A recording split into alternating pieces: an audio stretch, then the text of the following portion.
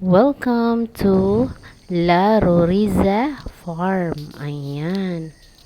Good morning, good morning. So, andito po nga pala kami ngayon sa farm. Ayan, kasi may church retreat kami. So, nandito yung venue.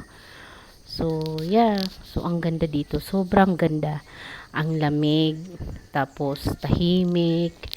Tapos, mayroon din silang swimming pool. Ayan. Maganda siya actually pag may mga ganitong occasion, retreat, mga birthday or wedding. And maganda siya kasi malapad yung nila, yung lugar. Ayan malaking space.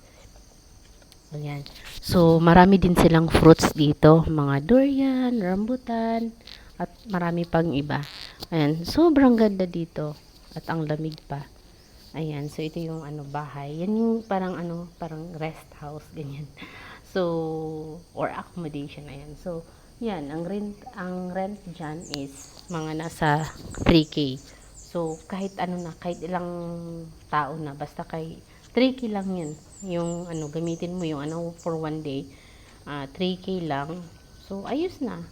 Kahit ang dami-dami ninyo, 'di ba?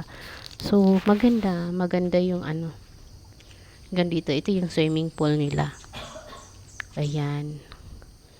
So, ayan, meron silang mga flower dito. Ayan, mga mini garden nila. Ayan. And then, pwede ka rin maglagay ng tent. Ayan. See, naglagay kami ng tent. So, pwede din kasi pag hindi kayo magkasya doon sa may bahay, ayan. So, doon kayo sa may tent. Ayan.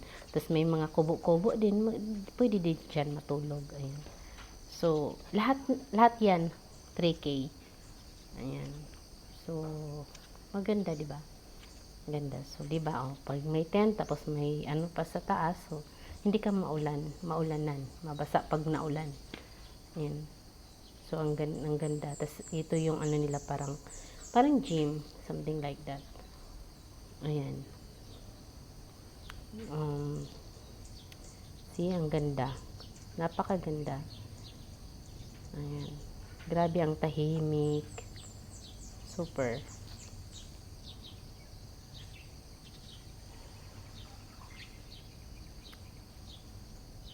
Sobrang ganda dito. So, pag kayo gusto niyo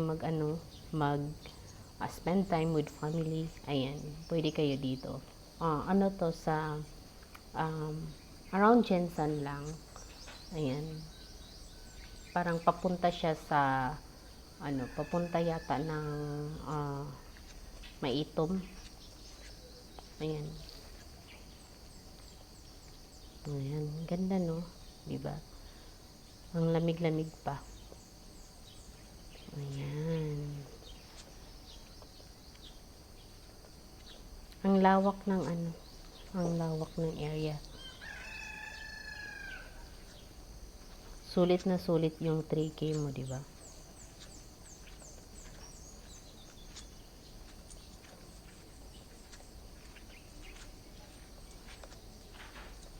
Tapos, sobrang sulit pa talaga kasi yung fruits na libre. Na libre siya kasi sobrang napakadami pa.